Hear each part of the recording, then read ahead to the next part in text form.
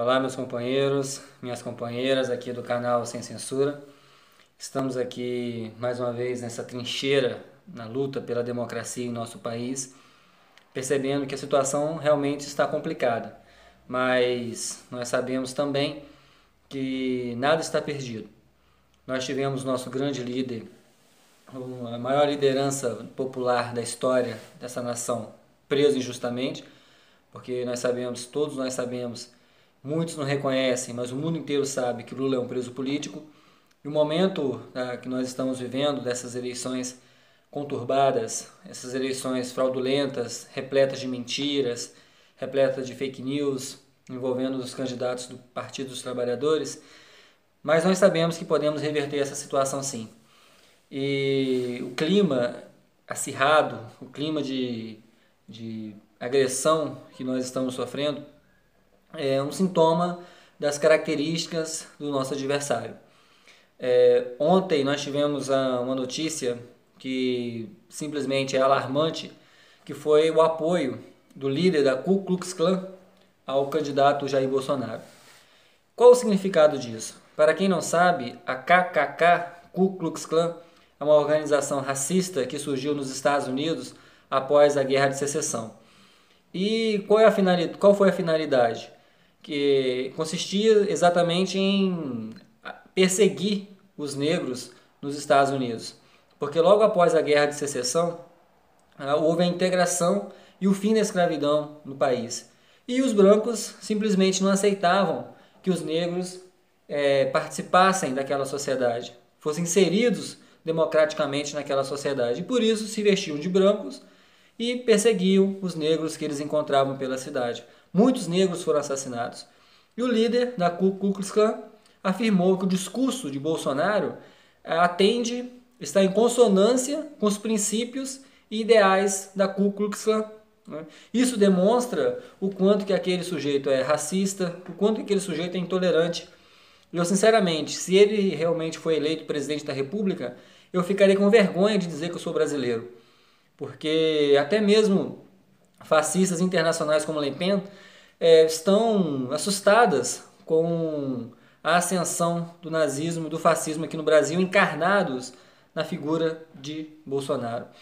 Mas eu quero dizer o seguinte, que não está perdido. Nós temos sim condições de reverter essa situação. Os números, os dados, as pesquisas mostram que a situação é complicada, realmente, mas nós temos chance sim de reverter, de sair vencedores desse processo de eleição fraudulenta. Eu quero dizer também o seguinte, que eu estou muito decepcionado com a posição de figuras importantes, como é o caso do Ciro Gomes, que eu até cogitei a hipótese ano passado de votar nele, mas ele demonstrou que não passa de um oportunista, porque ele simplesmente cruzou os braços e viajou para Portugal, né? Num momento trágico, um momento crítico que a nossa sociedade está vivendo. Fernando Henrique Cardoso, eu particularmente não esperava outra coisa, porque essa omissão do Fernando Henrique Cardoso já era esperado, né? Porque isso evidencia o caráter dele. Wagner Moura, brilhante Wagner Moura, gravou um vídeo pedindo que essas lideranças se posicionassem. Isso demonstra a preocupação da classe artística e de intelectuais de uma maneira geral, que estão preocupados de uma maneira incisiva do rumo que o Brasil vai adotar se aquele sujeito for eleito.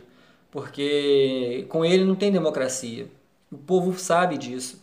Só que eu particularmente eu me recuso a acreditar que no Brasil nós temos quase 50 milhões de pessoas homofóbicas. Eu me recuso a acreditar nisso. Porque os eleitores de Bolsonaro, na verdade, são semelhantes a ele. Mas eu não quero acreditar nisso. Porque nós vivemos num país marcado pela pluralidade cultural, nós vivemos num país marcado pela diversidade étnica.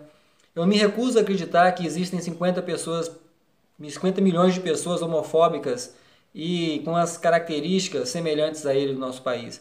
Eu quero acreditar que essas pessoas estão iludidas com a política. Eu quero acreditar que essas pessoas elas estão sendo motivadas pelo ódio ao PT, tão estimulado pela grande imprensa nos últimos anos.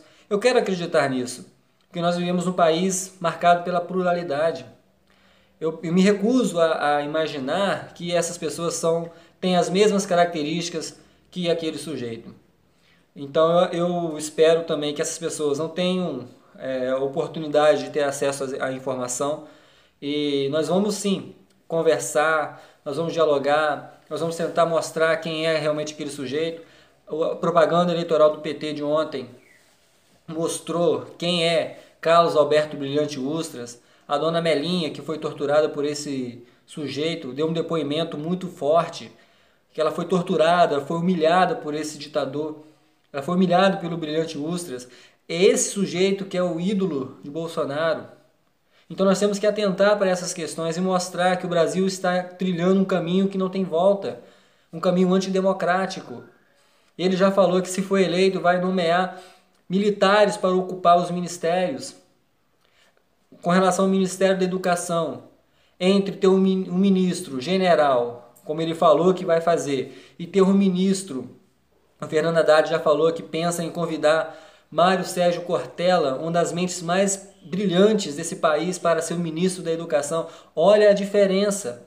Enquanto o Bolsonaro quer impor no nosso país educação à distância do 6º ao 9º ano, o Fernando Haddad, que é professor, ele quer fortalecer o ensino público, ele quer conceder oportunidades, ele quer fortalecer o ensino médio, integrando com universidades federais. Esse é o projeto de educação que ele tem, e não a repressão democrática, como o futuro ministro da Educação no governo, provável governo Bolsonaro, quer fazer.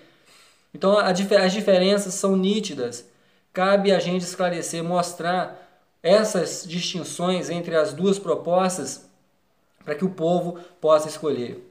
Então eu quero dizer que, para encerrar, que eles estão achando que já venceram, porque hoje, quando eu abri as páginas de jornais aqui na internet, eu percebi que o discurso tanto do Bolsonaro quanto dos filhos dele é que já ganharam. O filho dele falou que não vale mais a pena criticar o Haddad, porque seria chutar cachorro morto. Bolsonaro veio com um discurso semelhante, dizendo que já ganhou as eleições, já está com as mãos na faixa presidencial. Eu quero dizer o seguinte: podem marcar carreatas, podem cantar a vitória antes do tempo, porque quanto maior a pessoa se achar que está, maior é o tombo. E que eu tenho a esperança de que nós vamos reverter essa situação.